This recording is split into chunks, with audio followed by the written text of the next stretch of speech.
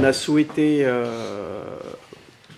vous recevoir tous en même temps pour à la fois parler de l'année puis qui vient de s'écouler et vous donner les perspectives et ce qui est en train de s'organiser au club.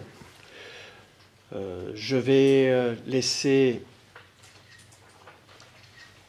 Jérôme Negroni démarrer par une petite présentation et puis à partir de là, on sera à votre disposition pour répondre à toutes vos questions. Jérôme. Merci Président. Bien, bonjour à toutes et tous. Merci d'être présent ici pour cette conférence de presse.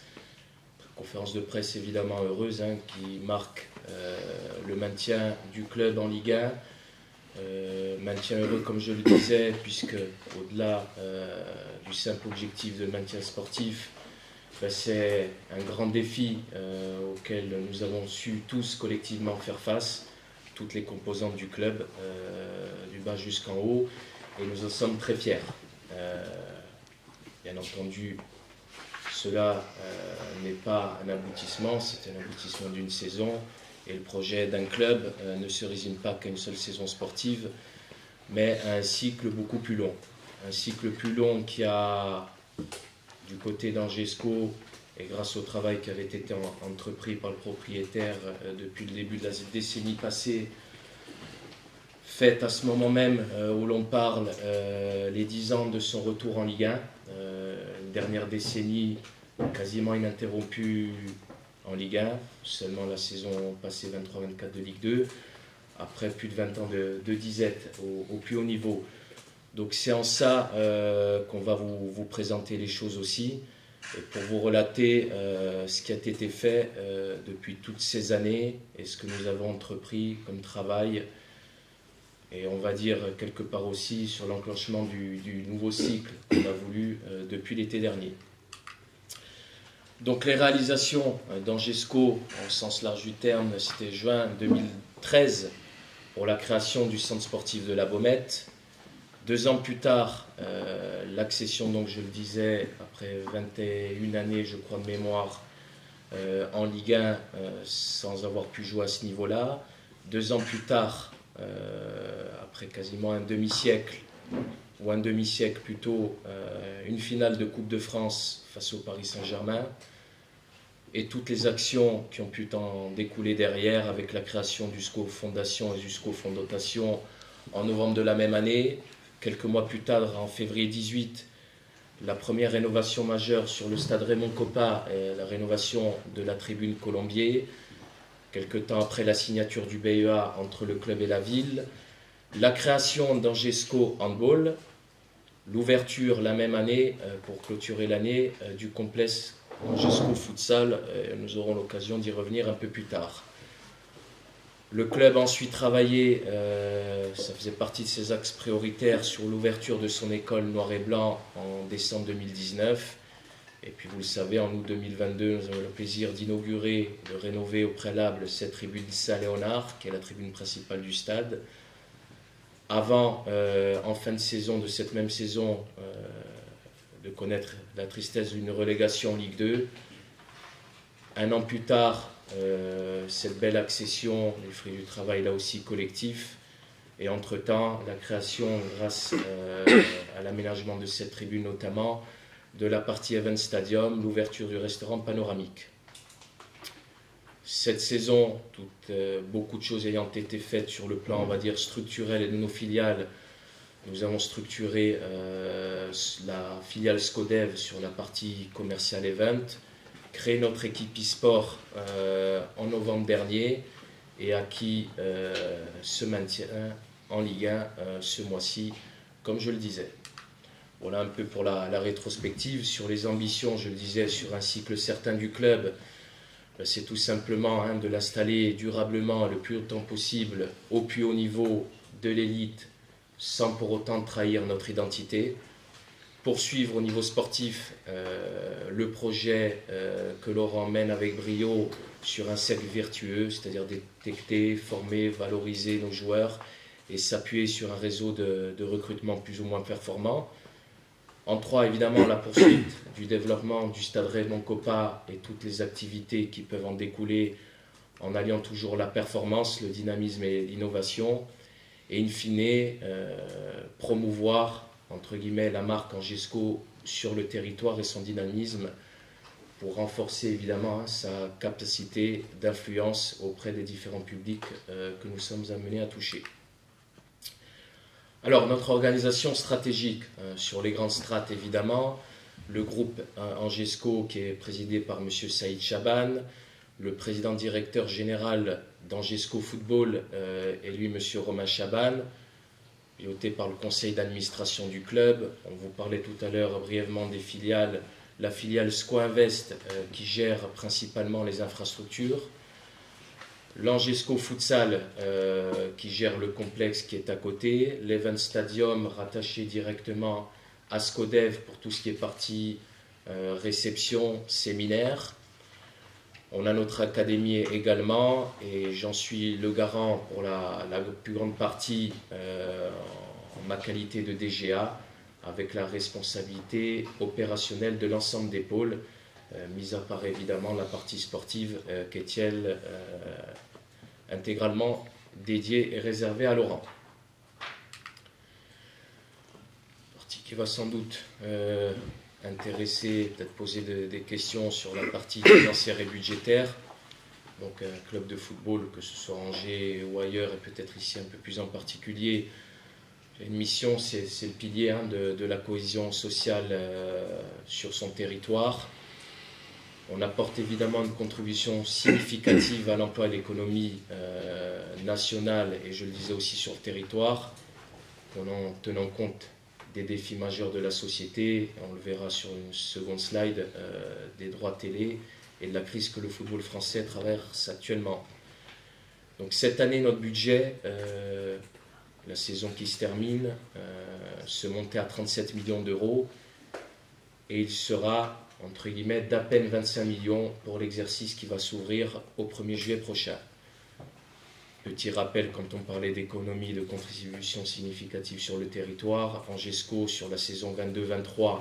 Alors pourquoi la saison 22-23? Parce qu'on attend avec les différents organismes, via la LFP, les résultats des exercices derniers, notamment le 23-24, mais sur 22-23, c'était pas moins de 21 millions d'euros de contributions fiscales et sociales versées par le club à l'État, et quasiment 600 emplois générant l'équivalent de temps plein.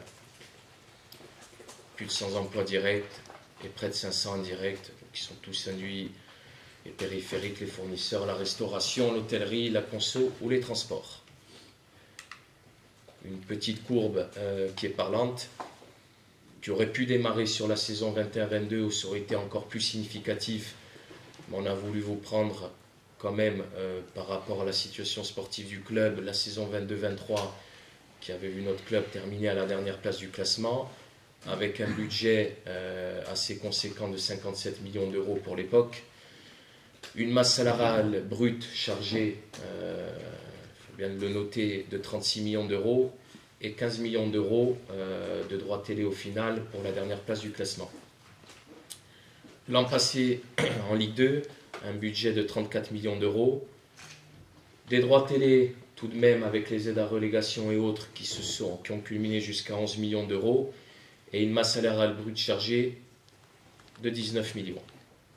Cette saison en Ligue 1, on fait le parallèle notamment sur les droits télé, plus que 8 millions d'euros incluant les partenariats bruts, effectivement, incluant même les partenariats Ligue, contre 11 l'an passé, un budget à 37 millions d'euros et une masse salariale brute chargée, elle qui est à 25. Et on vous offre les perspectives, puisqu'on est en plein dedans en ce moment, pour la saison future, avec un budget donc, qui va être raboté à 25 millions d'euros. Seulement en l'état 3 millions d'euros de droits TV envisagés ou espérés, et une masse salariale du coup qui va chuter de 25 à 14 millions d'euros, toujours en précisant chargé. Je ne sais pas si vous avez des questions d'ores et déjà à ce stade. Moi je croyais que le budget de cette année c'était déjà 25 et qu'on devait passer à 22, 24. Dans le budget, on identifie deux budgets, le budget dépenses et le budget recettes. Le budget dépenses, il est effectivement à 36 ou 37, mais le budget recettes est à 25. Le delta, c'est le différentiel par rapport au droit télé. Donc on distingue les deux. On annonce quoi, nous, pour la saison prochaine, du coup? On annonce plutôt Ce qu'il y a décrit ici. 25 ou plutôt encore en dessous Non, c'est 25. Notre budget dépenses sera de 25. Il passe de 37 à 25. J'ai une petite question sur les droits télé. De ce qu'on avait compris, la DNCG demandait à ce que ce soit mis à zéro. Alors, a priori, ça se serait peut-être un peu assoupli depuis. C'est simplement. Si c'est annoncé ou c'est ce que vous espérez? C'est simplement, la DNCG, ce qu'elle demande, c'est que vous mettez les chiffres dont vous êtes certain. Tout ce qui est aléatoire, tout ce qui est incertain, on ne le met pas. Les 3 millions correspondent à ce qui est certain aujourd'hui, c'est-à-dire la partie beIN Sport, la partie droits internationaux et la contribution d'Azone pour la sortie, donc les 85 millions. Voilà. C'est l'ensemble qui est fait. Une fois qu'on a déduit toutes les charges de fonctionnement de la Ligue, les partenaires sociaux à qui on reverse les 5% de la taxe buffet, plus le fonctionnement de la Ligue, il reste une partie. Cette partie-là, on la répartit entre clubs, Ligue 1 et Ligue 2. Et la part des clubs Ligue 1, elle est à hauteur de 3 millions aujourd'hui. Entre 2 et 3 exactement. La masse salariale non chargée, ça donne quoi du coup? Ben, vous divisez par 1,37 ou 1,40. Ça vous, voilà. Ça vous donne à peu près... pourquoi j'ai mis la masse salariale ici? C'est une masse salariale globale, c'est-à-dire joueurs, staff, administratif.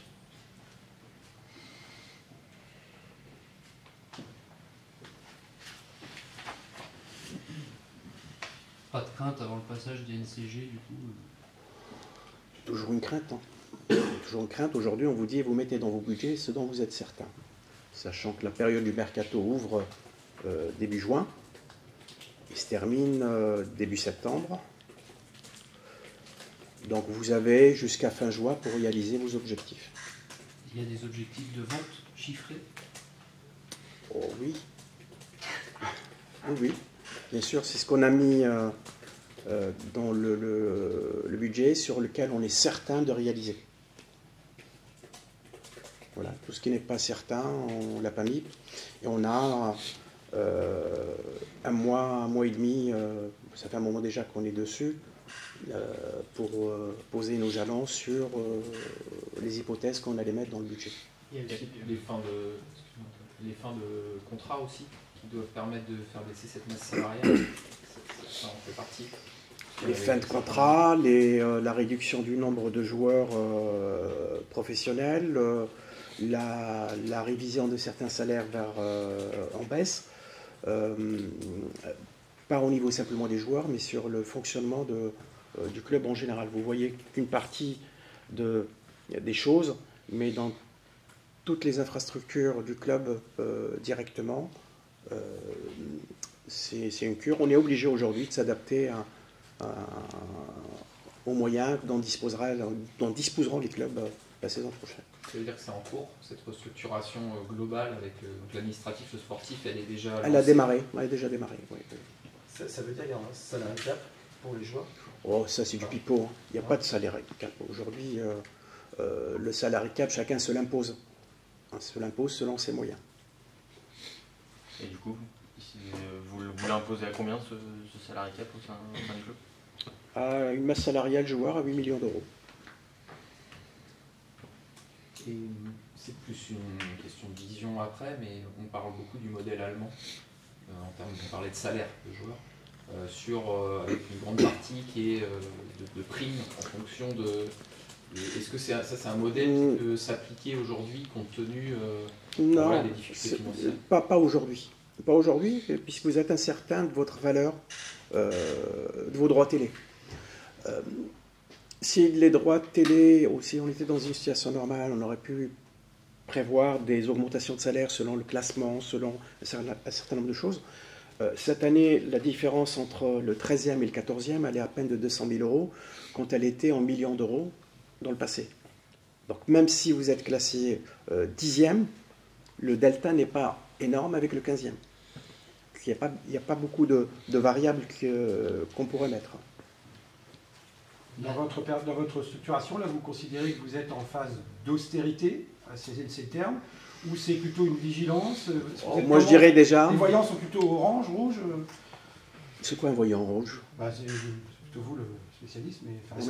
C'est quoi la définition des voyants? Est-ce qu'il y a une situation d'alerte ou une situation plutôt de vigilance? Il y a une situation d'alerte dans tout le football. Aujourd'hui, dans le football, on a surpayé des joueurs, et surtout des joueurs moyens, ou pas bons du tout.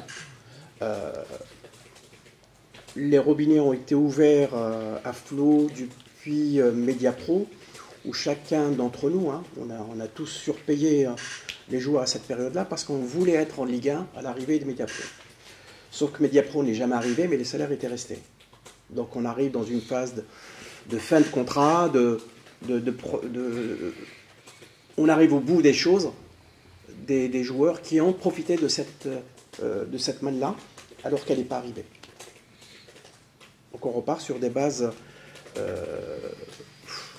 pense que c'est le fond, on a atteint le fond, donc il faut reconstruire et garder une certaine lucidité, une certaine logique et arrêter de faire n'importe quoi. Et les joueurs, ils ont conscience de ça, de ces réductions obligatoires ou... Les joueurs sont conscients, du moins chez nous. Chez nous, sont conscients, puisqu'on a toujours partagé, on n'a rien caché. À chaque fois qu'on avait une info, on l'avait partagée avec eux. Ça nous a permis un petit peu d'avoir un discours clair, et ça a commencé par l'histoire des primes, où ils ont tous accepté la règle qui était il n'y avait pas de prime de match.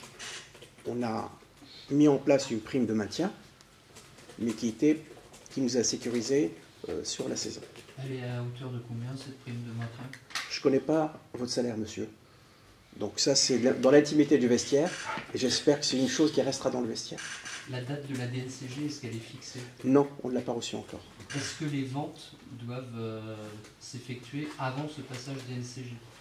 Ce qu'on a prévu, nous, on a des ventes qui sont prévues, des ventes. On a une vente qui est prévue sur juin, une vente sur juillet, août. Combien vous espérez récupérer justement par rapport à ces ventes pour alimenter le budget justement? Des milliards. Si je vous donnais mon prix ici, vous prenez non, mais un prix le global. lendemain avec ma négo de l'autre côté. Un prix global. Ça dépend, si Non, vous non, le non. joueur, ça posera problème. Si Pardon? on ne sait pas quel joueur ça concerne déjà. Non, arrêtez.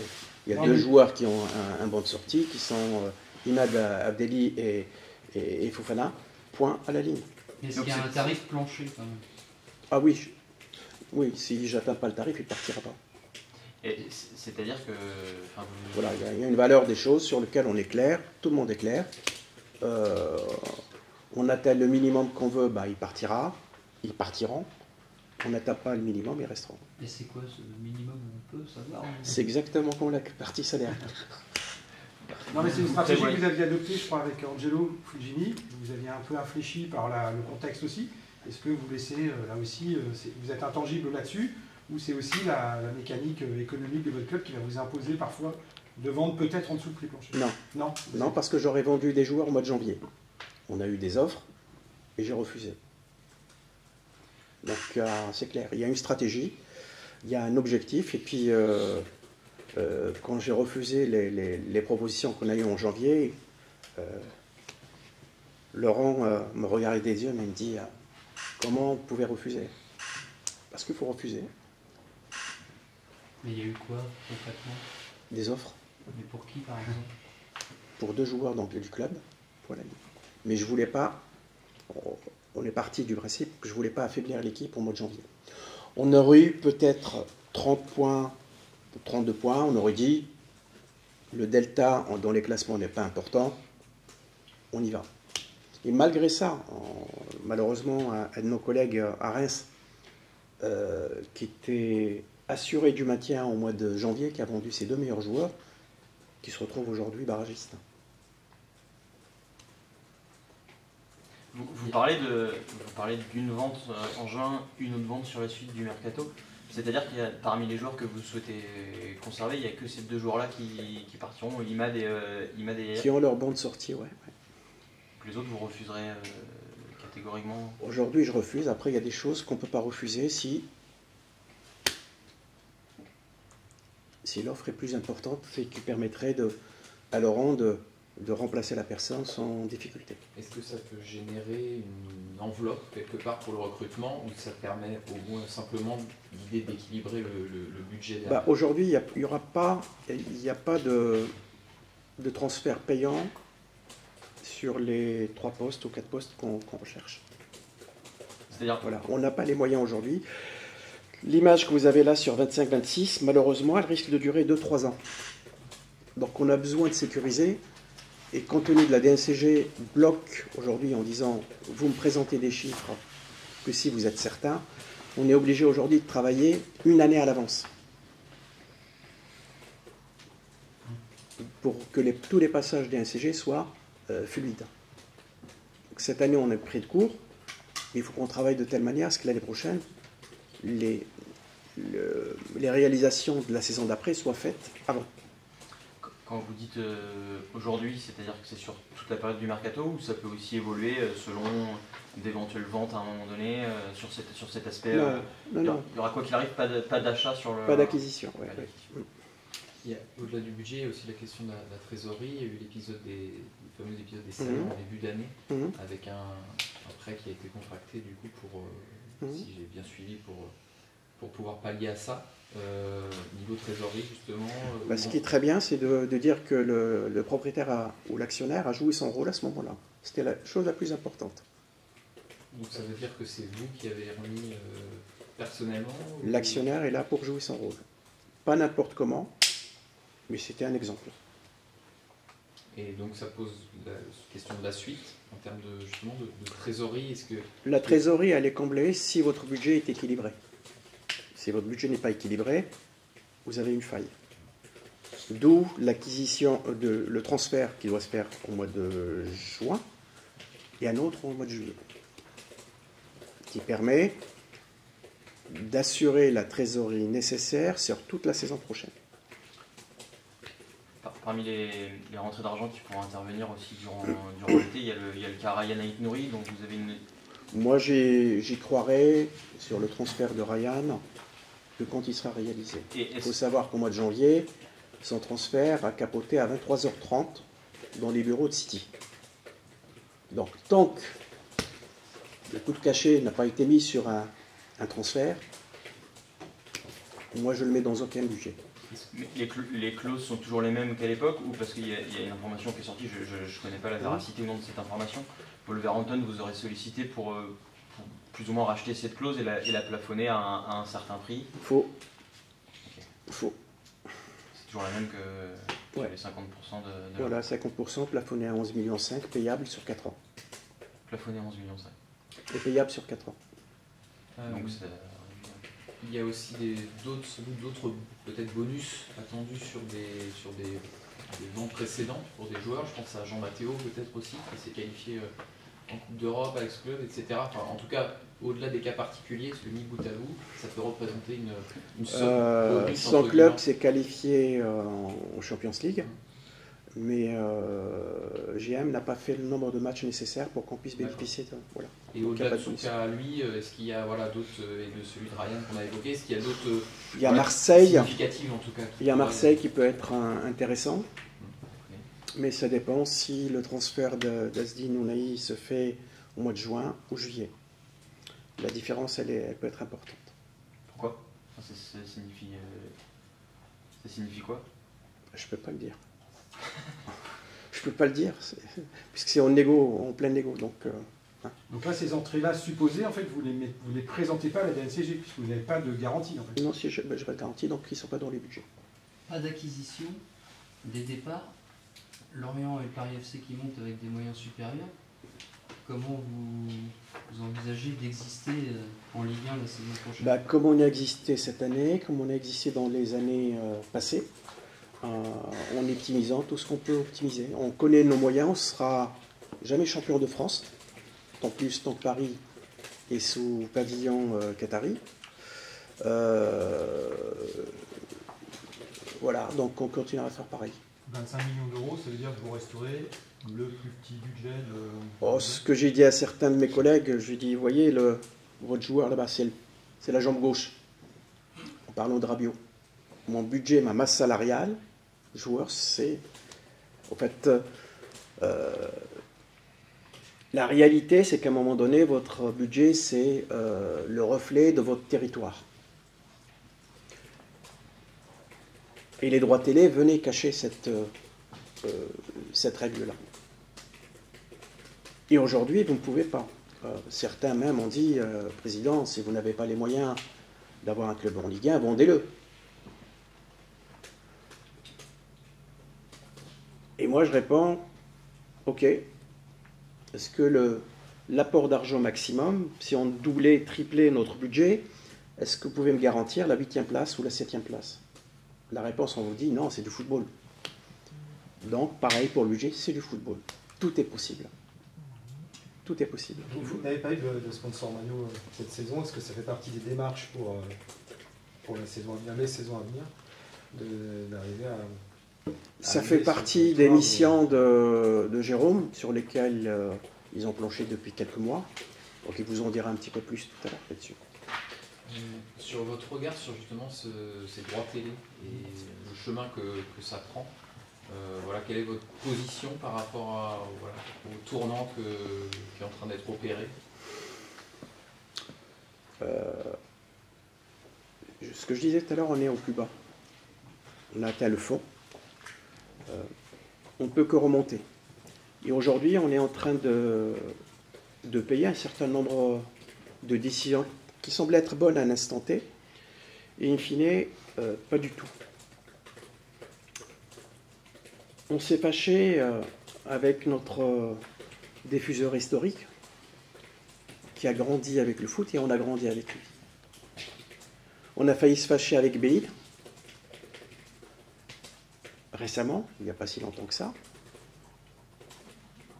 pour être à la merci, à la fin, de Canal, qui maîtrise toutes les diffusions aujourd'hui. Et ce qui nous arrive aujourd'hui, ça permet de reconnaître les erreurs qui ont été commises dans le passé, et de reconstruire l'avenir en même temps que les clubs, avec nos diffuseurs historiques ou pas, avec une télé des clubs. Et mon souhait, je ne sais pas encore, puisqu'on aura une communication d'ici le 28, mon souhait, c'est qu'on intègre tous les diffuseurs avec nous. Parce que c'est avec eux qu'on va construire l'avenir. Et c'est avec eux que le football français pourra se relever. Et ça, c'est mon vœu. Donc ouvrir les négociations, ouvrir les discussions avec tous les diffuseurs potentiels. C'est déjà le cas, hein, c'est dans les tuyaux. C'est pour ça que je vous dis, on aura une communication là-dessus le 28. Mais vous n'avez pas un souhait, vous n'avez pas une direction que vous souhaitez, vous personnellement, qui soit suivie? Moi perso, est-ce que vous préférez tel diffuseur? Est-ce que vous préférez effectivement si vous passez par Canal, vous passez par tous les diffuseurs, si vous voulez. Si vous produisez, que vous choisissez être diffusé par un maximum de diffuseurs, pourquoi pas? Aujourd'hui, c'est le travail de Taverneau qui est en train de se faire. Et puis le 28, on nous présentera toutes les hypothèses, on devra choisir à ce moment-là. Vous disiez l'été dernier, si je ne dis pas de bêtises, au moment du choix des zones, que vous n'étiez pas contre la chaîne de la Ligue, mais qu'il vous fallait une solution court-termiste pour récupérer de l'argent. Est-ce que c'est quelque chose aujourd'hui que on va le vivre cette année. Hein. Oui, non, mais de juillet à décembre, on a zéro. L'idéal, moi, l'année dernière, c'est qu'on a à la Ligue un fonds CVC qu'on ne s'est pas partagé de 250 millions, où on s'est dit, soit vous faites un prêt au club et on vous les rendra, et ça nous aurait laissé le temps de lancer la chaîne et puis de récupérer les abonnements au mois de janvier et de se répartir les revenus avec la grille qui était prévue. On n'a pas eu gain de cause là-dessus. on s'est engouffré vers un diffuseur qui a tout fait, mais en une semaine, lancer une chaîne, c'est pas évident. Et aujourd'hui, on revient quasiment au point zéro. On a perdu une année, on a dégradé la qualité du produit. Donc il y a du boulot. Et c'est pour ça qu'il faut qu'aujourd'hui on se dise les choses et que chacun reconnaisse ses erreurs, ses choix ou remettre en cause un certain nombre de choses pour partir sur une bonne base. C'est possible d'inverser la tendance encore? Il faut un peu de temps. Il faudra un peu de temps. Parce que pendant ces décisions-là ont frustré pas mal de personnes. Il faut du temps pour que les choses reprennent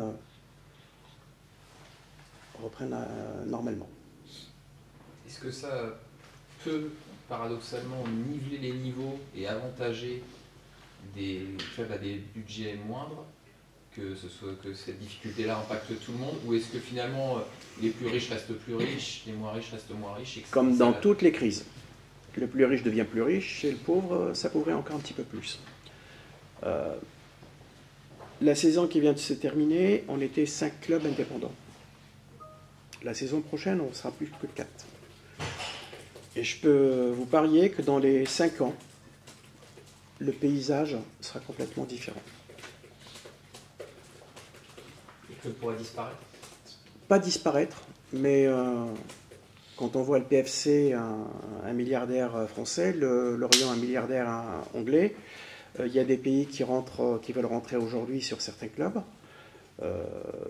L'exemple de Paris a un budget d'1 milliard quasiment cette année. Les autres derrière sont entre 250 et 300. Donc la course à l'armement va se faire différemment.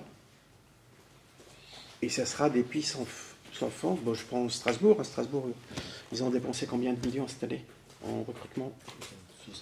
75, plus les prêts, plus un certain nombre de choses.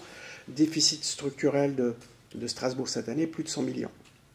Mais c'était un choix de l'actionnaire en disant c'est pendant que les gens sont faibles qu'il faudra investir. Ils ont raison sur le fond. Ils ont failli avoir raison au bout, parce qu'ils auraient pu être en Champions League. Et aujourd'hui, ils n'y sont pas. Donc, soit les gens qui sont derrière disent on a un objectif, on met, on s'en fout du résultat, on s'en fout des déficits, on va couvrir. C'est ce que Chelsea dit à Strasbourg.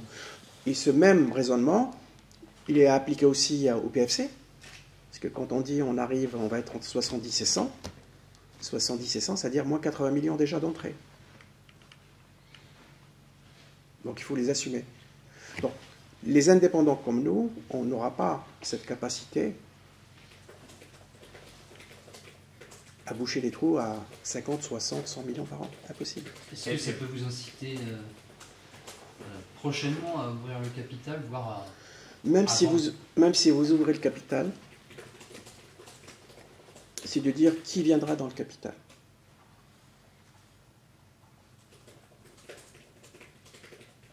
Est-ce qu'il a les reins assez solides pour dire OK, pour mettre 20, 30 millions ou 40 millions tous les ans? Ou est-ce que de dire je mets de l'argent mais on reste comme on est? Quelle est la valeur ajoutée? Il n'y a pas de valeur ajoutée. Donc là, c'est pas du tout d'actualité. Au moment où on se parle, non. Après, c'est comme le foot, ça peut changer demain ou après-demain. Ou... C'est un projet que vous avez abandonné ou que vous j'ai avez pas abandonné. Non, d'accord, c'est un projet que vous... Pas abandonné. Aujourd'hui, je vous dis... Il y a une vente et ouverture du capital. Je suis toujours à l'écoute. Et depuis que vous êtes à l'écoute, justement, des clubs ont changé de propriétaire, il y en a plusieurs de différentes manières. Comment vous expliquez que ce ne soit pas le cas, ici? Alors non, on a un avantage et un inconvénient. Un avantage, c'est que on a tout fait ici. On a notre centre d'entraînement qui nous appartient. On a le stade qui nous appartient jusqu'en 2053.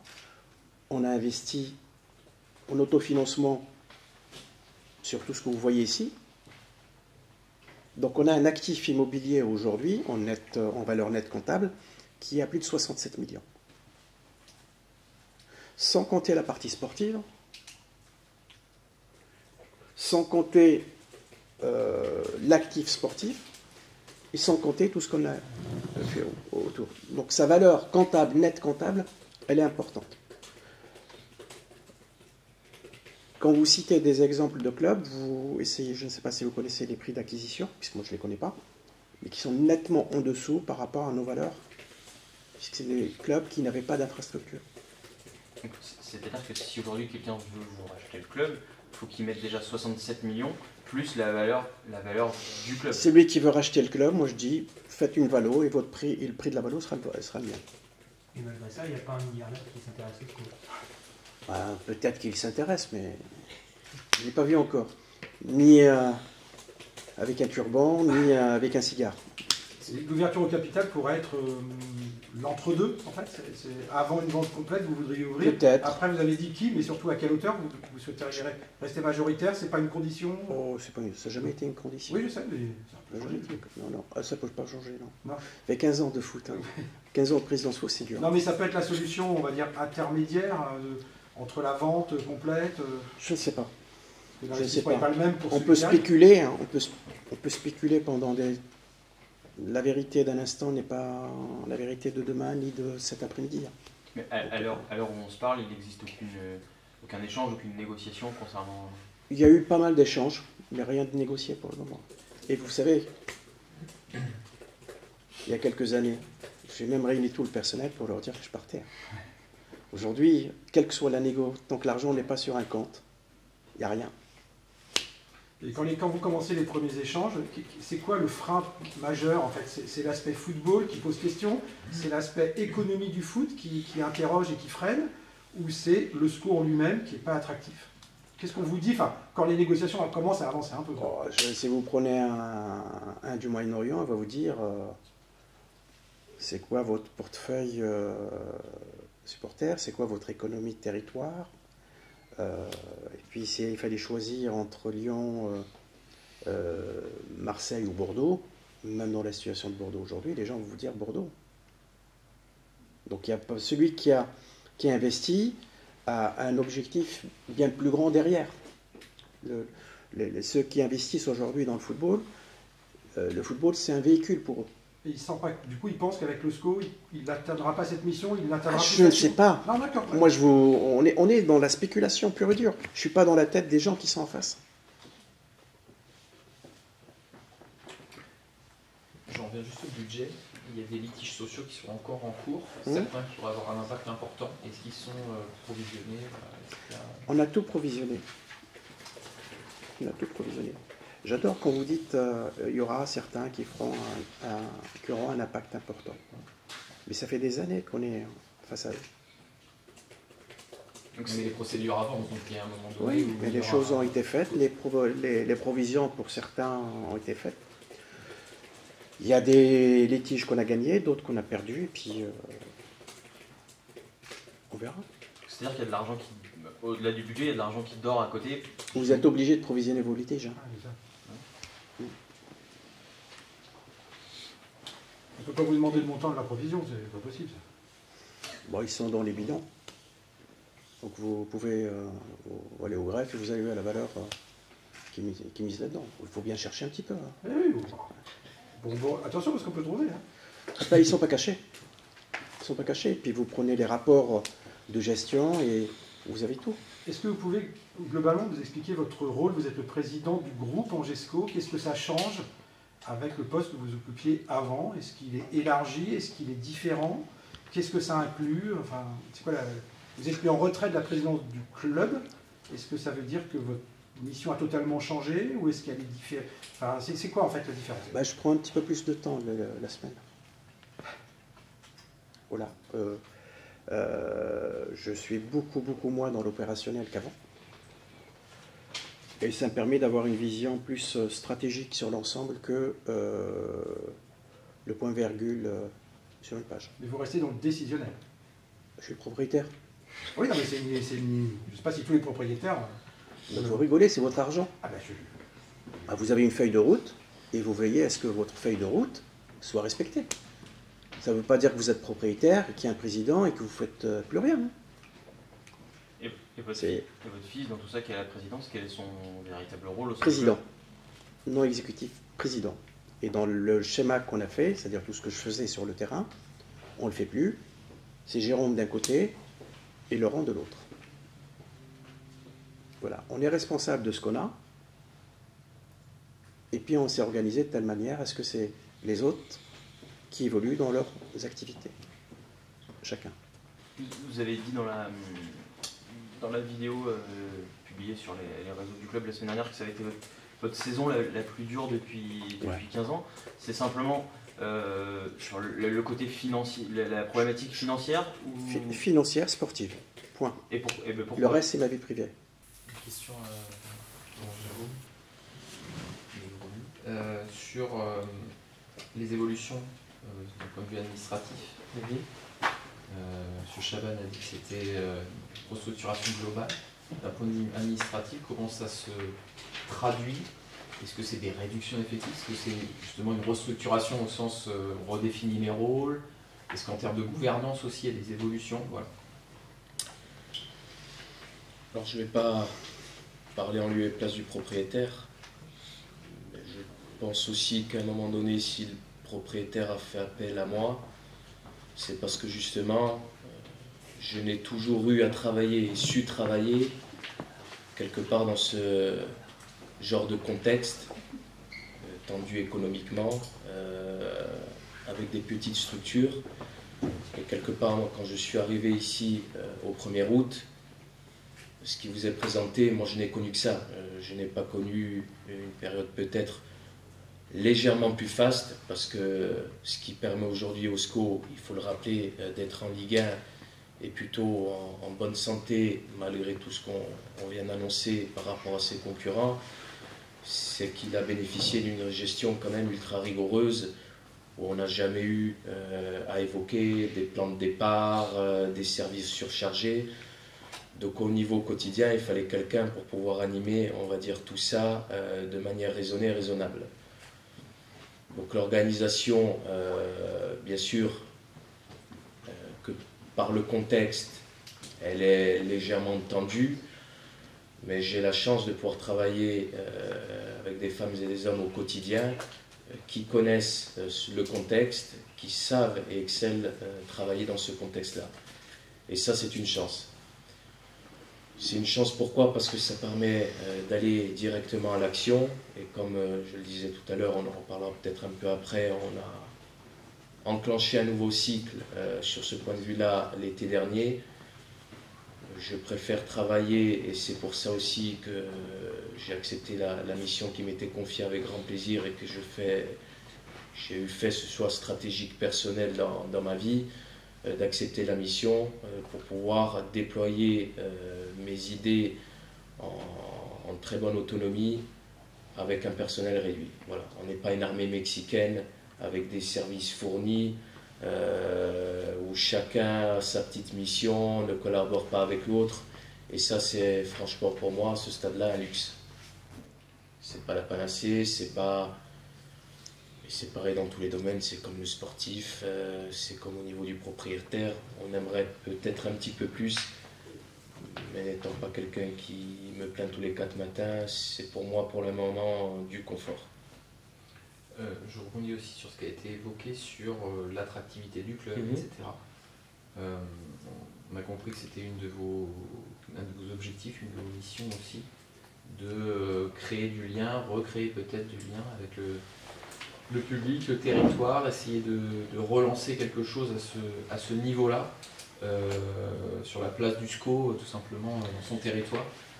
C'est un enjeu essentiel à vos yeux.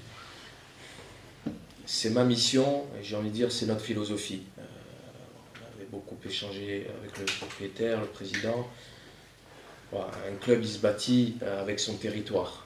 Donc on a ramorcé tout ça, on a voulu redonner du sens à toutes nos actions, être beaucoup plus proche des gens, des partenaires, des bénévoles, des supporters, redonner du sens à nos abonnés.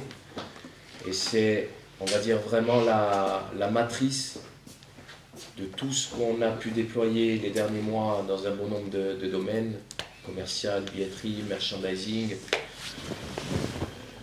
ce que moi j'appelle un peu la culture club. pour bâtir quelque chose, et il faut du temps, on le sait, de solide pour l'avenir de ce club et de ses supporters. Quand je ne serai plus là, dans quelques mois, quelques années, décennies, j'en sais rien, les personnes qui sont avec moi aujourd'hui également, de bâtir quelque chose d'assez immuable, voilà. Avec les particularités du territoire, angevin, de l'Anjou. Voilà, on ne va pas copier un modèle, il n'y a aucun modèle qui se ressemble. On peut aller chercher des modus operandi, des manières de faire, se renseigner bien évidemment, on n'a pas inventé l'eau chaude, mais à un moment donné, chaque club, chaque territoire a sa particularité. Et nous, ce qu'on a voulu faire, c'est beaucoup écouter, comprendre, agir.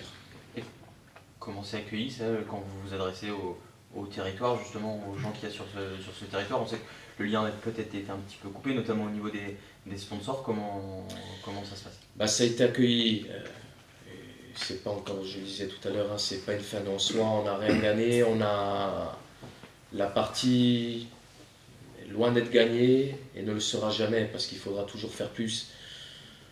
Mais aujourd'hui, force est de constater, c'est pas nous de le dire, c'est les gens qui le disent au niveau de nos tribunes, dans les chiffres, dans les stats, de ce qu'ils peuvent dire ici et ailleurs, c'est qu'il y a quand même une... Ça me gêne de le dire parce que je suis quelqu'un qui parle très peu, mais il y a quand même une nette évolution. Et on reste un club de foot. Et moi je le dis, le confort qu'on a d'être accompagné par le propriétaire qui nous donne cette feuille de route, par Laurent qui a su aussi bâtir, vous y convenez tous, au-delà des partenaires, des supporters, une équipe séduisante, au-delà du résultat sportif, mais des personnalités qu'on retrouve sur le terrain. Aujourd'hui, on a tous les ingrédients pour construire, nourrir et agrémenter cette feuille de route au quotidien, avec une augmentation de fréquentation, voilà, qui est plus importante que moi, je parlerai pour moi, ne l'avais imaginé quand j'avais mis en place tout ça, avec plus de 45% de fréquentation par rapport aux 3 dernières années de Ligue 1, des chiffres et une satisfaction supporter, et j'ai horreur de parler de clients qui croient de match en match par rapport à ce qu'on met en place, et ils l'ont bien compris aussi vers quoi on veut tendre. Et ça, pour moi, c'est plus important. Je parle toujours de photosynthèse. Moi, quand je suis arrivé sur le mois d'août-septembre, je regardais les tribunes sans parler de nombre. Vous preniez un bloc et ça se traduisait par les chiffres. Vous aviez seulement 15 à 18% de femmes et d'enfants. Bon, et avec des hommes, des supporters, très bien. Aujourd'hui, vous prenez le même bloc sur le mois de mai, sur un match comme Strasbourg, sur un match de Montpellier ou Lille, on est autour de 35%. Et dans les chiffres, et donc dans la réalité, parce que moi je suis quelqu'un de très factuel, cartésien, donc ça c'est une réalité. Et c'est typiquement ce qu'on a dit au début, c'est-à-dire que le club de demain, il se construit autour de sa jeunesse et de la famille. C'est sur ces jeunes-là qui voient leurs idoles sur le terrain, qui voient un club se bâtir, qui voient un club leur parler, peut-être, vous l'avez dit vous, plus trop forcément le cas, un club qui est dans leur quotidien. Ça, c'est quelque chose qui fait que demain, ce sont eux qui amèneront leurs enfants à Copa, c'est eux qui leur donneront envie d'acheter un maillot du SCO plutôt que du voisin ou de l'Olympique de Marseille.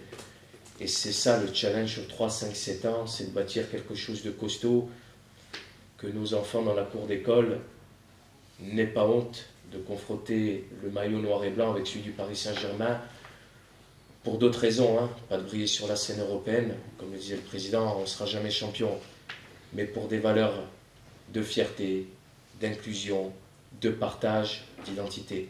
Et c'est ça le travail qui est entrepris, qui mettra beaucoup de temps à voir le jour, mais qui est entrepris, et dans les chiffres qu'on a pu connaître, et dans ce qu'on met en place par exemple sur la campagne d'abonnement, à 1 € le match en tribune populaire pour les 0-11 ans, sur des tarifs réduits pour les 12-17, pardon, des offres famille, l'offre COP qui est la plus populaire du championnat, c'est là-dessus qu'on veut bâtir aller. Tu vises combien d'abonnés sur la saison qui arrive et quelle moyenne d'affluence? Je disais au président, quand on aura acquis, donc aujourd'hui, une moyenne qui a dépassé les 13 000, qui est la seconde moyenne d'affluence la plus élevée du club de toute son histoire, après la saison 15-16 de la grande remontée en Ligue 1. Idéalement, ce serait déjà dans l'an prochain, nonobstant ce qu'on fera sur le terrain, de battre le record de 15-16 et de progressivement gagner autour de 800, une moyenne de 800 spectateurs par an. Et en termes d'abonnés, du coup, ça donnerait L'abonné, 500 cette année, si je dis pas de bêtises. on était à, alors je parle en grand public, on était à 4000. Ok. On a des ambitions, mais voilà, ce serait une certaine progression. Voilà, une certaine progression. De toute manière, le centre du projet là-dessus, c'est l'abonné. C'est avec lui qu'on travaille, c'est avec lui qu'on a pu augmenter les affluences sur toute la saison 14-15, avec plus de 30 opérations qui ont été faites sur 15 matchs. Pas sur les deux premiers, parce que voilà, je venais d'arriver, le temps de prendre le temps de travailler avec les équipes, notamment Marjorie pour la communication qui est très importante. Parce que tout le travail commercial, billetterie, tout ça, ça passe par la communication. C'est ce que je disais, c'est de réorienter. On reste un club de foot, on est là pour voir nos joueurs, on est là pour gagner nos matchs, pour rêver à travers eux, mais il faut qu'on parle au public. Et c'est pour ça qu'on parle de billetterie, d'événements au stade, l'accueil du public, de tout ce qu'on veut de commercial. Ça passe par notre communication dans la manière dont on le fait. On a engagé des choses, de tout ce qu'on a engagé, on est peut-être aujourd'hui à 20-30% de notre ambition, non pas finale, mais on va dire de là où on veut en arriver. Et ça passe encore une fois par l'abonné, ce que je disais, et c'est avec lui, donc par une progression du nombre d'abonnés. Parce que il est faux de penser que si on a plus d'abonnés demain, c'est d'autant moins de personnes qui achèteront leur billet au match. C'est faux. Un abonné, c'est celui qui cultive avec nous, c'est un ambassadeur. Et c'est là où il sera très important de faire croître cette masse-là. Donc tu vises 5000 pour cette saison, toi. On vise toujours plus. Mais une augmentation de l'ordre de... C'est sûr que si on arrivait à augmenter raisonnablement de 20-25% ce nombre d'abonnés, ce serait déjà une bonne base. J'en reviens à la question des sponsors, aussi, des partenaires économiques. C'est un enjeu évidemment important. Ouais. C'est sans doute lié aussi à ce que vous venez d'expliquer. À un moment donné, c'est un ensemble de choses qui fait une dynamique. Ouais. Mais où ça en est en termes de partenaires, quelles évolutions vous souhaitez et où en êtes-vous actuellement en fait, à l'instant T, et évidemment le symbole du partenaire maillot qui est toujours un peu symbolique. Voilà. C'est ce que j'allais dire et je vais rebondir sur votre mot de la symbolique. Au niveau des partenariats, il y a toujours deux sens. Il y a la partie image symbolique, vous avez parlé du maillot, mais il y a aussi le sens du nombre et du territoire. Et c'est peut-être là aussi à un moment donné que le bas a blessé.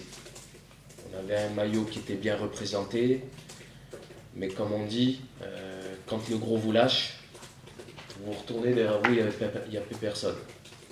C'est comme en famille. Nous aujourd'hui, par rapport aussi, on en parlera, à la situation économique du football français, parce que malheureusement, c'est une incidence directe, notamment par rapport au maillot. On préfère, par rapport à tout ce qu'on met en œuvre, travailler sur nos bases, sur les bases, d'avoir un nombre plus important de partenaires, peut-être moins important, mais à l'image de notre territoire, plutôt que d'avoir forcément, mais il est évident, hein, le gros arrivera, on le prendra et on travaille pour, chaque jour, chaque seconde, que ce gros partenaire-là. Le club avait même presque annoncé, au sorti de l'été, voilà, qu'un partenaire, un betteur allait nous rejoindre dans le courant de l'hiver, et pour les mêmes raisons d'NCG budgétaire dans le courant de l'été, quand ces dossiers-là et ces discussions-là avaient été engagées juste avant mon arrivée, quasiment abouties, était prévu de se revoir à la rentrée, le mois d'août faisant, bon, avec les décideurs qui avaient coopté une boîte de relations publiques pour mesurer que l'impact était le bon, sauf qu'autre-temps, il y a eu la catastrophe liée aux droits télé, Alors non pas pour l'impact économique, mais là le grand public et les décideurs, ils se sont rendus compte de quoi? Dans l'état catastrophe dans lequel au niveau de la visibilité le football français était, avec DAZN qui peinait à rassembler à peine 500 000 abonnés, et les décideurs, quand ils mettent de l'argent, vous avez beau leur dire, oui mais attendez, 500 000 c'est DAZN, mais il y a des millions et des millions qui sont sur les PTV, qui piratent, qui regardent, et attendez, non mais nous, le moindre euro investi, nous aujourd'hui on voit DAZN qui a du mal à nous dire que, donc la visibilité du football français par rapport à ce qu'on avait négocié ensemble au début, eh ben, il va falloir réduire par 3, par 4. Et ça, on aurait pu le faire le choix d'y aller pour la symbolique. Mais on n'a pas voulu, pour des raisons politiques, on va dire, casser l'accès à notre maillot qui reste et qui demeure un maillot de Ligue 1. Mais pour autant, sur la partie commerciale en tant que telle, oui, depuis des mois, on est en train de faire un travail de remise quasiment à zéro. Il y a eu beaucoup de mouvements. On a rebâti la quasi-intégralité de notre catalogue au niveau de notre offre pour parler à beaucoup plus de personnes, à niveau du territoire aussi. Et aujourd'hui, on ressent les premières remontées puisque vous vendez avant tout un produit qui est le produit aussi Ligue 1 par rapport à des tarifs. Donc ce qu'on a activé là avec grand bonheur, parce que ce qui pourrait dire sur le tard, nous je dis, on a la très grande chance de s'être maintenu grâce au travail effectué en Ligue 1. Et donc là, de ce qu'on active depuis 10 jours, les remontées sont plutôt bonnes, comme pour la communication, comme pour la billetterie. On repart de zéro, il faudra beaucoup de temps, beaucoup d'années, mais on est en train de réactiver tout ça. Et en tout cas, on veut réaxer aussi sur le business et pas seulement sur les 17 matchs de Ligue 1. Donc on a réactivé des opérations en dehors des matchs de foot, des rendez-vous business, des petits déjeuners, des garden parties, des opérations diverses, des afterworks, tout ça. Donc on veut s'affirmer aussi comme le rendez-vous numéro 1 de l'Anjou au niveau des partenaires. C'est un aspect qui prend d'autant plus d'importance dans le contexte économique actuel. Avec la baisse des droits télé, évidemment, mécaniquement, voilà, ça devient une source de revenus peut-être plus importante aujourd'hui que ça ne l'était il y a 5 ans ou 6 ans. De manière très claire, alors je parle toujours avant de transfert, donc dans l'exploitation d'un club, où avant c'était 70 plus ou moins 30 jeux, alors sur le contrôle du président, 70 de droits de TV, 30% de revenus divers encore une fois avant transfert, la billetterie, le commercial, la subvention, le merchandising, et les produits annexes. Aujourd'hui, malheureusement, et pour quelques années encore, il y a une inversion des pôles où on n'a plus que 30% au niveau des droits télé, et non pas on a 70% de revenus, mais on doit aller chercher ces 70% de revenus. Et ça passe par tout ça, par l'accueil dans le stade, par les buvettes, par le futsal, par les actions qui sont déployées au quotidien, et évidemment par la niche commerciale, où on dépasse sur la billetterie nos objectifs, où on veut atteindre les 18 à 20% de la part billetterie dans notre budget, où il faudra que la partie commerciale vienne s'accroître de manière significative.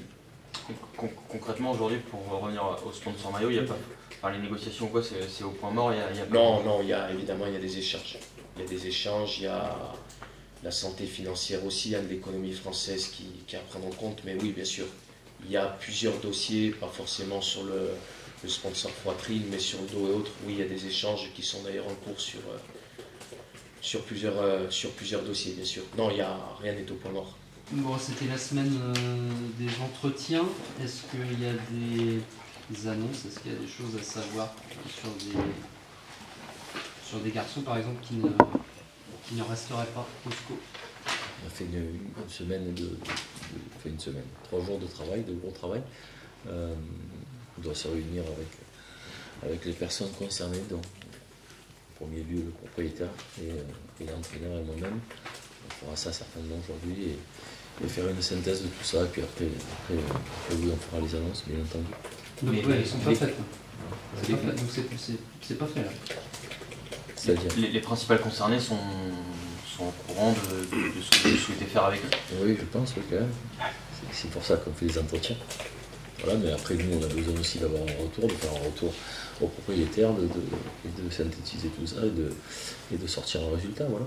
Ça veut dire qu'il y a des choses qui ont été exposées, par exemple, aux joueurs, de manière, alors, je prends l'exemple en disant on ne compte pas surtout l'année prochaine, ou alors on souhaite te proposer quelque chose, et on laisse dans ces cas-là, vous laissez un temps de réflexion aux uns et aux autres avant de se retrouver, ou il y a des choses qui sont déjà actées, et ensuite c'est plus la stratégie globale en fait. Bon, après, c'est quelque chose que moi j'avais mis en place déjà à Nîmes quand je travaillais avec ces entretiens en fin d'année. Je trouve que c'est normal de faire un bilan sportif déjà, de dire ce qu'on a ressenti et ce qu'on a pensé de la saison des joueurs, et bien entendu de parler de l'avenir. Après, il y a des décisions à prendre, comme je répète, avec le propriétaire, parce que oui, il y a des prolongations, oui, il y a des départs, mais ça c'est dans le deuxième temps, on va dire. On pense forcément à Pierre Capel qui est en fin de contrat, 10 ans au club. Qu'est-ce que vous voulez faire avec lui? C'est un cas quand même assez symbolique, je ne sais pas si c'est toi qui réponds. Comme il a dit, hein, il y a une synthèse qui doit être faite cet après-midi. Il y a le ressenti des entretiens, il y a ce qui est proposé, ce qui n'est pas proposé, et puis les conclusions seront que ce soit. Il n'y a pas de tendance.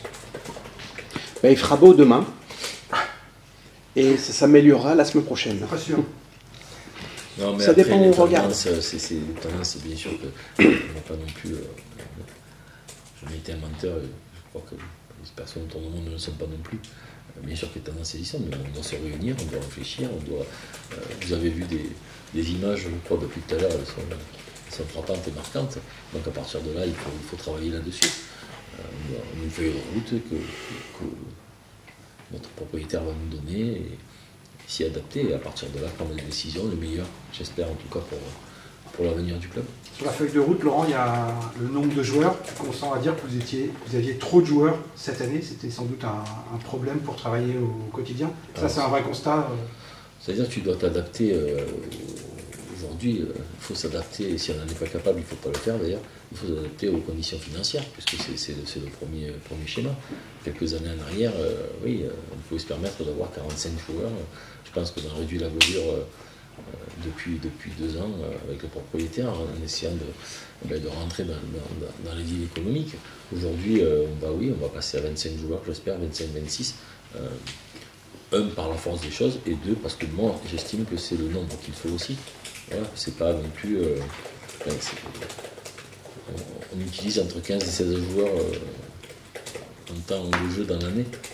Voilà, donc ça laisse de la place pour 5 ou 6 gamins du club derrière. Voilà, c'est comme ça que moi je vois le SCO et le propriétaire.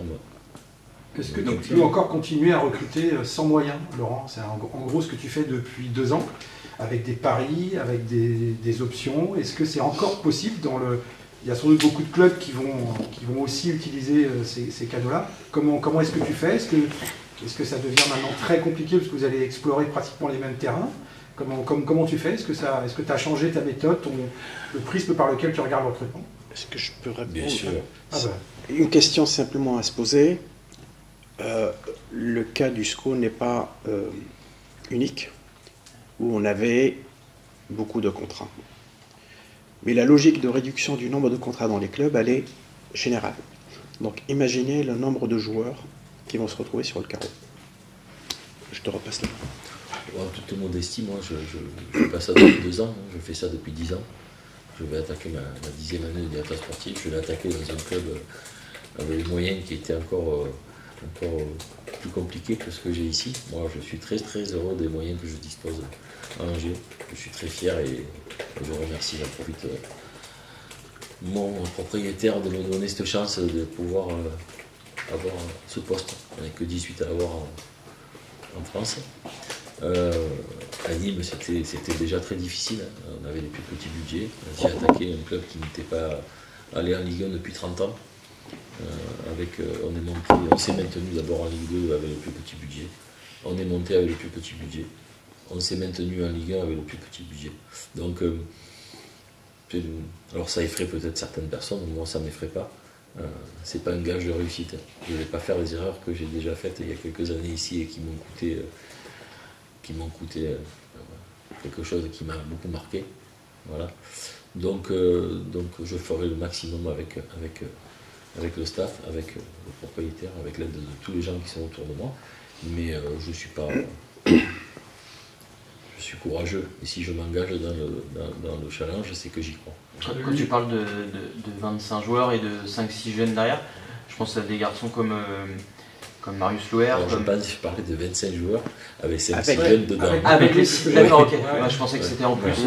D'accord, donc des garçons qui sont venus à l'entraînement cette année, qui ont intégré le groupe de temps en temps, Marius Louer, Amin Moussaoui, Leroy Machine, ils vont intégrer totalement le groupe professionnel. C'est des questions qu'on pourra répondre, je pense, ce soir. Voilà, tout ça, ça résulte des entretiens. Mais oui, des garçons comme joueurs, bien entendu, que ce sont des profils super intéressants pour le club. Sidiki, Chéri, bien sûr, Pona, Kourkoul, Beldim, Raoui-Soa, on peut en citer pas mal. Hein, aujourd'hui, je crois qu'on peut être fier de ce que nous apporte notre formation. Voilà. Il va falloir que ce soit encore plus présent dans les années futures et on va s'y atteler. Mais en tout cas, moi, c'est ce que j'aime parce que quand on parle d'ancrage local et au niveau du sponsoring, au niveau de tout ce qu'on est en train de relater, il passe aussi par un ancrage sportif.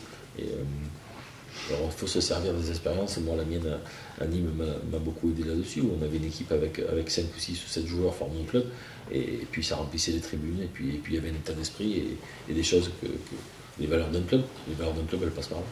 Laurent, sans parler de joueurs intransférables, parce que dans le foot aujourd'hui, c'est pas évident, est-ce qu'il y a des joueurs sur lesquels vous comptez vraiment vous appuyer, qui seraient, dans votre esprit, les leaders de demain dans cet effectif, et du coup lesquels, si qu'est-ce que vous dire ensuite? En fait, c'est la question qui retourne différemment, tu vois. Oui, je sais, j'ai compris. Mais aujourd'hui, de temps en temps, je lui dis, et je peux le dire en public, je crois que de temps en temps, il est vraiment fou, en fait, la personne qui est à ma droite. Parce que moi, je ne fonctionnerai pas comme ça, mais j'ai la chance et le privilège qui tiennent fort. Moi, je serais plutôt d'avis de faire des choses différentes, mais en tout cas, il me donne le plaisir de pouvoir conserver certains joueurs. Et bien sûr que oui, on ne va pas trahir un secret qu'on aimerait bien entendu construire autour d'Esteban Le Paul. Voilà, quelque chose qui est un symbole du club, voilà, maintenant. Mais si je réponds à ta question, ça veut dire que je réponds à toutes. Donc voilà. Il y a des cas qui peuvent être aussi particuliers, c'est-à-dire il y a aussi des joueurs que potentiellement vous allez vouloir prolonger, peut-être aussi, qui ont donné satisfaction cette année. Donc Esteban, on y pense, on pense à lui naturellement. Et il y en a peut-être d'autres comme Emmanuel Moula ou voilà, Yacine peut-être aussi, à qui il reste moins de. Enfin, il reste un an. Oui, tout ça, bien entendu, que c'est une feuille de route que m'a donné mon propriétaire, mais après voilà, enfin, c'est délicat, on ne peut pas encore leur répondre à tout ça, puisque nous-mêmes, on ne l'a pas encore décidé. Donc, il faut que nous, on se retrouve, il faut qu'Alex, bien sûr, donne son avis sur ce qu'il a ressenti par rapport aux ans prochains. Et à partir de là, nous, on bâtira le SCO de la saison prochaine. Alexandre, il sera justement bien l'entraîneur d'Angers la saison prochaine. Au Comboiré. C'est un Nantais, donc je peux. C'est sûr. Comboiré. Qui sera l'entraîneur de Nantes l'année prochaine. L'entraîneur d'Angers sera bien Alexandre Dujeu la saison prochaine. Au moment où on se parle, c'est lui. Demain, je ne sais pas, mais au moment où on se parle, c'est lui. Il a aussi évoqué l'idée d'étoffer son staff. Est-ce que là aussi, la contrainte économique nous empêche de lui dire on aimerait bien, mais on ne peut pas ou Moi aussi, on aimerait bien avoir des joueurs mis un budget et tout le monde va rentrer dedans. Après, c'est les moyens du SCO. Si j'ai envie d'avoir une puissance plus importante, il faut que j'aille reprendre un club beaucoup plus important. Voilà. Pour moi, je considère que j'aimerais bien étoffer le staff un petit peu partout. Il n'y a pas que dans la partie sportive. Mais aujourd'hui, les moyens qui sont là, sont là. Désolé d'insister, mais parmi les joueurs que vous voudriez conserver, c'est des gens qui risquent d'être sollicités. Peut-être que ça va passer aussi pour les conserver, il va falloir les revaloriser, les sécuriser. Est-ce que le club, aujourd'hui, est en mesure de revaloriser Esteban Le Paul, Aris Belkebla, Jordan Lefort? À quel moment vous parlez de contrat? Quand vous avez un contrat, on le voit, on le vit avec certains joueurs. qui sont son contrat, qui m'ont dit, nous on a un contrat, on part pas. On l'a respecté. Donc qu'un joueur qui veut partir, mais il y a un contrat, si j'ai pas envie de le libérer dans l'intérêt du club, il y a un contrat, il faut l'honorer. Mais ça passe aussi par le bien-être du joueur pour que les performances... Et le bien-être du club, vous le mettez où? Ça entre en compte également. mais- Voilà, donc la seule chose quand il y a une histoire de transfert ou autre chose, il y a les intérêts du club et des joueurs qui doivent s'aligner. S'ils ne sont pas alignés, ça ne peut pas faire. Mais aujourd'hui, c'est beaucoup plus dur dans le football pourquoi d'aujourd'hui de conserver un joueur contre son gré. Et pourquoi vous signez un contrat? Elle est où la valeur d'un contrat? Ah non, mais bien sûr, je suis Il y a d'accord. encore de la Mais il y a- valeur mais il y a la- au mais il y a contrat la- dans le foot aujourd'hui? Ça existe encore? Bah, c'est pour ça que je dis, elle est où la valeur Ah d'un non, contrat? mais c'est Il y a une... la réalité. Ah, moi je l'ai vu, hein, puisqu'on a des joueurs à qui on a dit trouver autre chose, ils sont restés là. Hein. Ah, ils étaient bien payés peut-être. Bah, très bien. Ouais. D'accord. Donc à un moment donné, Ça fait partie des erreurs que vous citiez tout à l'heure. Vous disiez on s'est planté, on a surpayé certains joueurs. Vous vous mettez vous dedans en disant. non, au-delà de ça, en général. En général, Le encore, Bosco, on est le modeste. Bosco aussi. Donc nous, on est modeste aujourd'hui, mais quand on voit certains de nos collègues avec des salaires à plus de 200, 300 000 euros, alors qu'on est dans un problème qui concerne tout le monde, voilà. Donc pas d'inflation de salaire au sport. Non. 8 millions. Pas d'annonce Après- non plus, là, spécialement quand même. Il n'y a rien à retenir là, sportivement. Ouais, il y a des choses à retenir hein, sportivement, c'est que ça a pas trop mal travaillé. Parce que je pose beaucoup de questions, mais j'entends pas trop de. Sur le bilan, de choses, j'entends bien, mais sur les perspectives. Justement, on est là Non, pour il y a faire- une on est chose. là pour un bilan, je crois. Il y a une chose, c'est que avant les entretiens, on était parti avec des idées. Il y a eu des entretiens, il peut y avoir des variations. Ah, Donc d'où l'importance. Mais non, mais c'est quoi l'intérêt de faire une synthèse si on avait les conclusions avant de faire les entretiens? et ça se joue sur 1, 2, 3 joueurs. Bah, ça joue sur les 26 de demain. Et est-ce qu'il y en a sur combien vous avez bifurqué? Rappelez le sportif au Marjo d'abord. Vous passez par Marjo, hein, et on vous dira à quel moment il va communiquer là-dessus. Donc, si on a bien compris, il y a quand même au moins un des joueurs qui va partir, c'est Yaya. Fofana, c'est un poste clé dans une équipe, si j'ai bien entendu le président dire. Oui, et je parle d'abord de Yaya. Le gardien, c'est un recrutement prioritaire. Il y a un nom qui revient là, depuis quelques jours, c'est Kofi. Est-ce que c'est une piste que tu explores? Est-ce que c'est une piste qui va aboutir? Est-ce que c'est mort? Est-ce que c'est... C'est toujours pareil, hein. Tu sais, on te pose des questions sur du recrutement. Le moindre mot que tu dis, ben, il peut te nuire. Voilà. La seule chose que je peux te dire, c'est que Kofi est un gardien intéressant, oui, et qu'il a des qualités. Après, aujourd'hui, si un club comme le nôtre lâche le nom de quelqu'un, ben, un quart d'heure après, ben, il y aura beaucoup de clubs sur les joueurs. Voilà, c'est comme ça. Pardon. Donc discrétion. Moi, je sais que ça vous dérange de temps en temps, que c'est quelque chose qui vous embête un peu, mais oui, voilà. C'est pas nous qui avons sorti le nom. Hein. Non, bien sûr. Non, mais ce que je veux dire, c'est que voilà, moi je travaille comme ça. Personne qui doit être au courant, elle est là. Et puis le reste, ben, ça se saura quand c'est signé. Voilà, c'est tout. C'est pas. Mais je comprends que ça peut créer des frustrations, mais il faut que vous compreniez vous aussi que dans mon travail, je ne peux pas me permettre de balancer toutes les pistes qu'on explore. Ouais. Voilà. Et puis en 10 ans, j'ai vu 2 cas de joueurs qui sont partis de chez eux pour venir au SCO. Il y a une année, un qui est parti dans l'Est, et l'année dernière, un qui est parti dans l'Ouest. Il était sur la route, un coup de fil a fait changer le truc. Donc tant que c'est pas signé,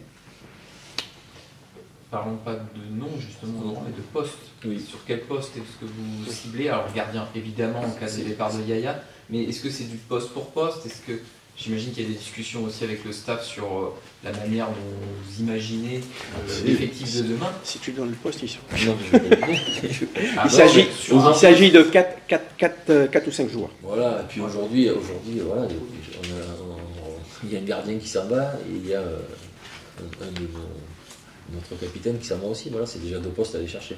Ouais, mais ça peut être rebattu par, je sais pas de quelle manière Alex voudra faire jouer son équipe. Bien Enfin, sûr, il y a bien sûr. des choses comme ça aussi qui Bien rentrent sûr. en ligne de compte. Bien sûr, mais tout rentre en ligne de compte. Et la première chose qui va rentrer en ligne de compte, voilà, c'est de savoir, déjà travailler sur l'existant. Parce que pour moi, c'est le plus important. Ce groupe-là est monté et ce groupe-là s'est maintenu.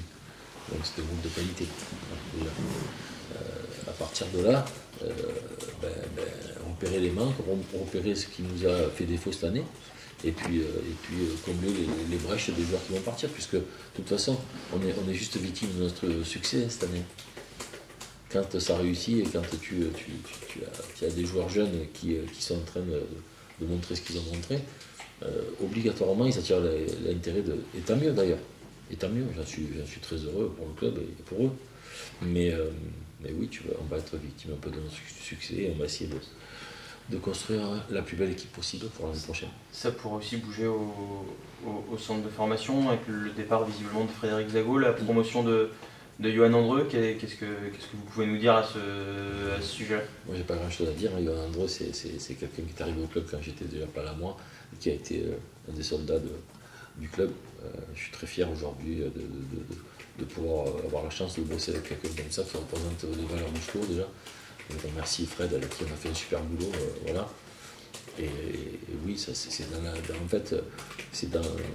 conductrice du club, promouvoir ces personnes qui ont tant de nous, voilà, c'est bien. Donc il va prendre la direction du centre, il va rester à la tête des 17. Oui.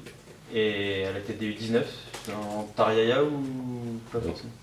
Oui, ça va être en Tar à la tête des 19. Oui. Et la mine à la réserve. Tout à l'heure, M. Desgaudy parlait d'un réseau de recruteurs performants. Oui. Tu veux le densifier. Tu travailles aujourd'hui avec combien de personnes? C'est quoi ton réseau de recruteurs? Vous avez des scouts spécifiques SCO aujourd'hui basés? Ça a déjà été évoqué. Bon, on a Christophe Lagrange qui bosse avec nous et qui bosse très bien pour les jeunes. Après, pour le reste, moi je serai à la place du propriétaire. Je me dirais que ça fonctionne très bien aujourd'hui. Voilà, on fait des erreurs, j'en ferai encore. C'est la vie, c'est le football, c'est comme ça. Mais aujourd'hui, je pense que la balance, elle penche du bon côté. Voilà, donc quand ça marche, pourquoi changer les choses qui marchent? Tu mettrais qui dans la case erreur, Laurent? Tous les joueurs qui n'ont pas joué. Quand on prend un joueur, c'est pour qu'il ait du temps de jeu. Donc tu prends les fiches sur ceux qui n'ont pas joué et c'est pas des réussites. Voilà.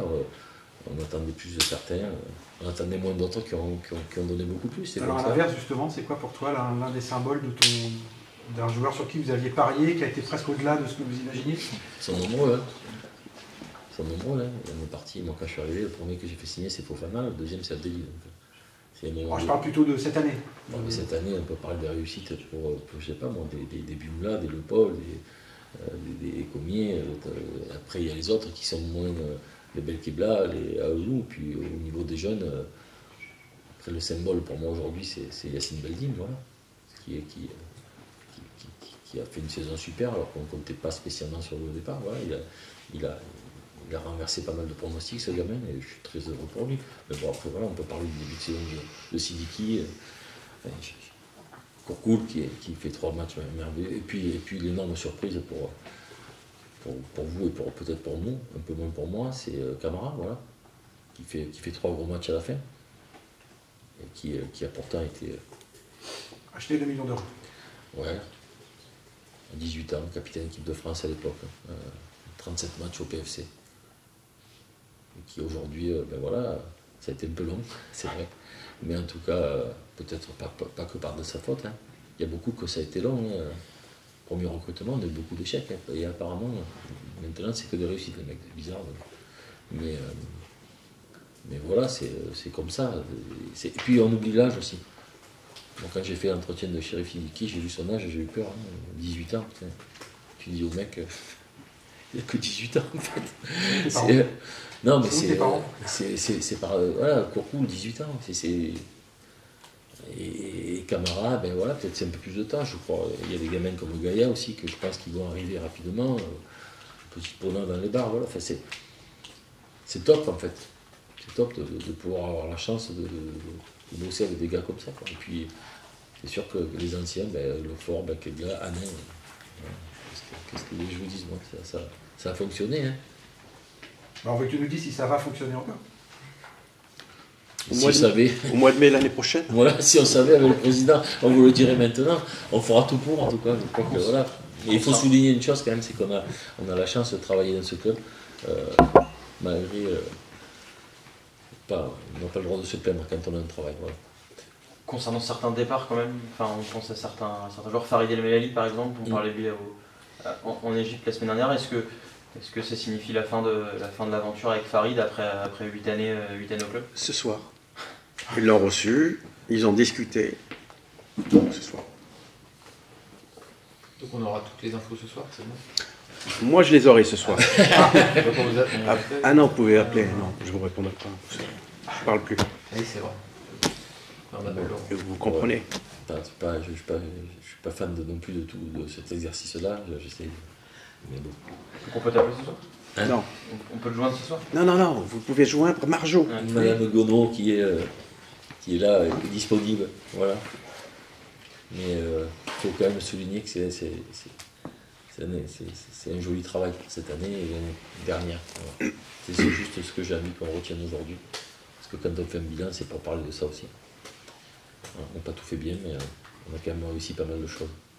Et je suis content aussi, j'en profite pour remercier Jérôme, qui au quotidien quand même, malgré sa timidité, ou c'est plus, je ne sais pas quoi, mais en tout cas, bosse bien et nous apporte beaucoup de stabilité là-dedans.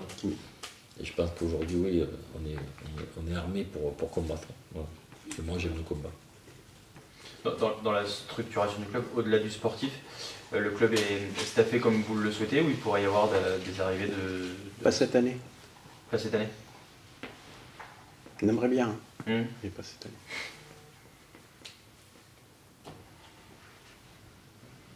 Ok, bon. Merci. Merci à vous. Merci.